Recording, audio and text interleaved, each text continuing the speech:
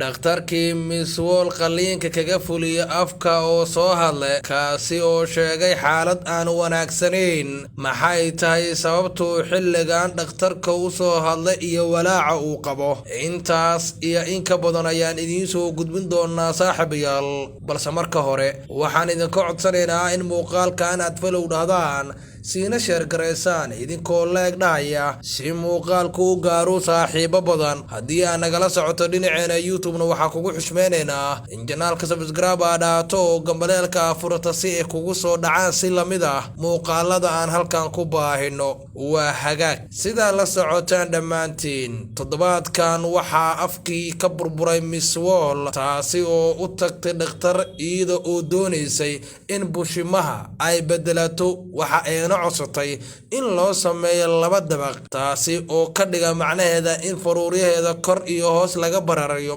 hase yeeshee dad aan dhakhtar ahayn oo ah dhakhtar u ekayaal balse ganacsado u muuqda ayaa fuliyay qaliinka lagu sameeyay Miswol xaalka qaliinka Miswol ayaa qaatay saacado badan dhakhtarkii qaliinka ku fulinayna waxa uu sheegay in qaliinka uu qaadan karo muddo ku siman 2 saac ilaa 3 saac balse ugu dambeyn xaalad ayay gashay gabadhan caanka ka ah TikTok Miswol ayaa daneynaysa in ay isku sii diyaarisan in la sheegay inuu guursan rabay toddobaadkan kaasi oo qurbaha ka yimid waxayna muddooyinkii ugu dambeysay ku howlnayd iskala kiciska ninka soo socda si kastaba ha ahaatee wax walba way isbedeleen markii ay istiri isxarakay dhibaato ayaana ka soo gaartay dhinaca bushimaha gabadhan